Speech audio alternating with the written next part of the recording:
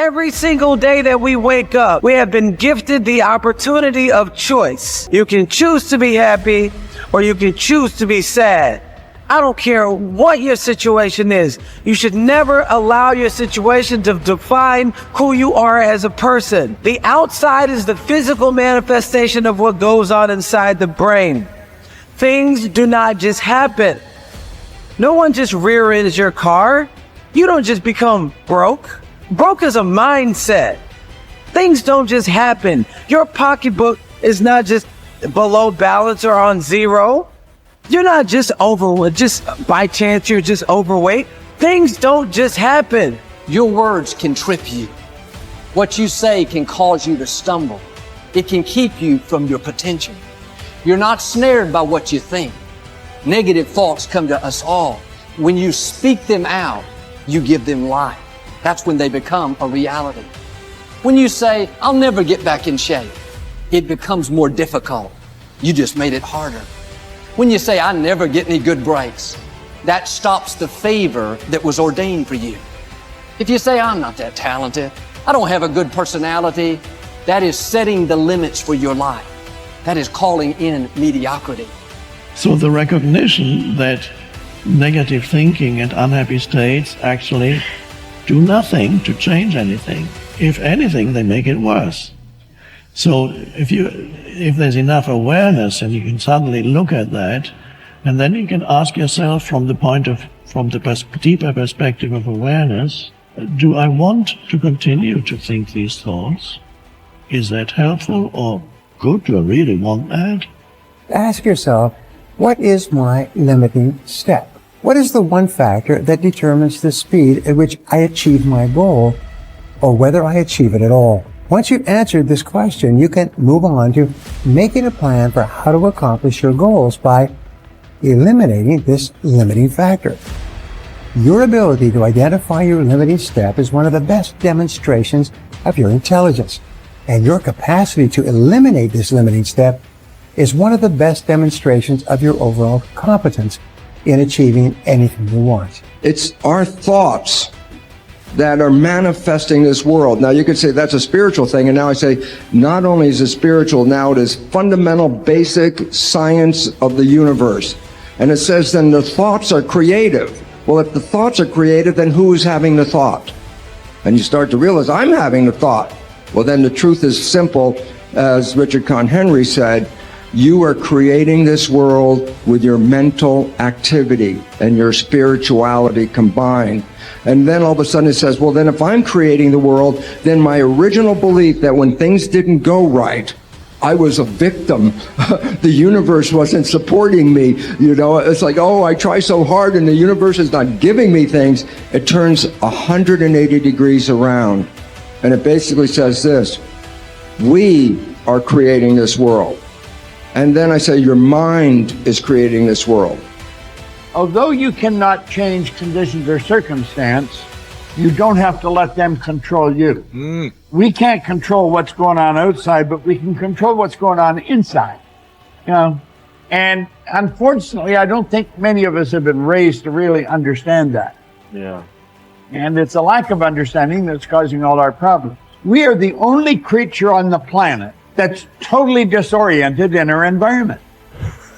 All the little squirrels, the birds, all the animals are completely at home in their environment. They blend in.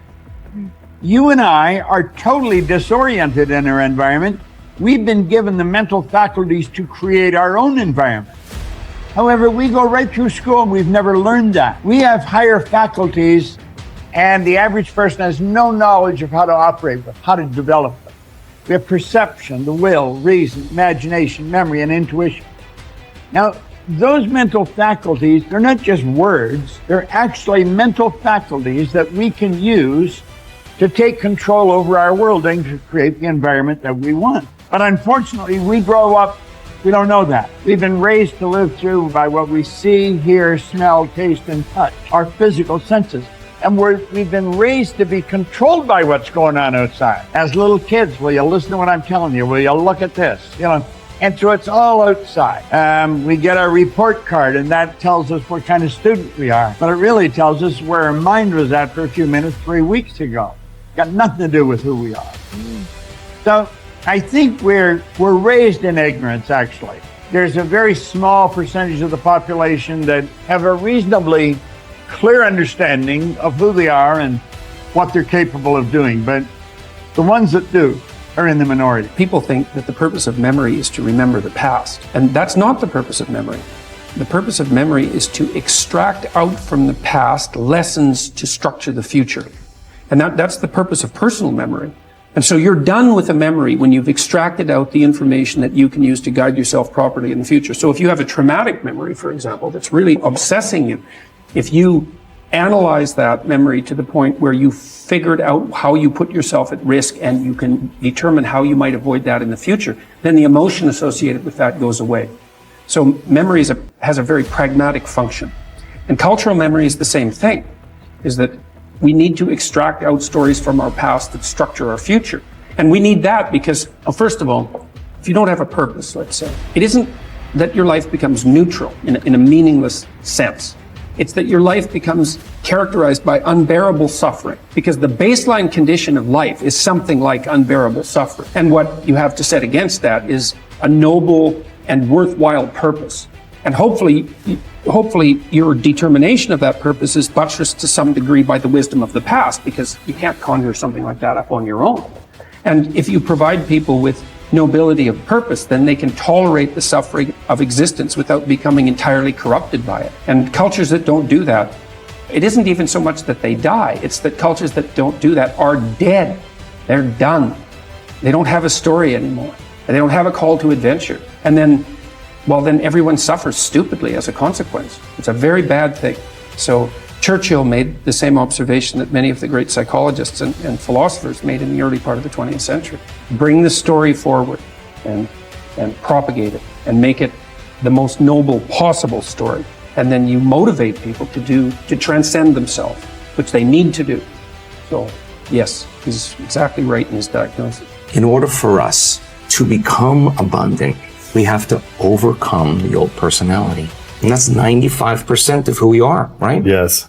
So then, the side effect of the beginning of this process is a lot of discomfort.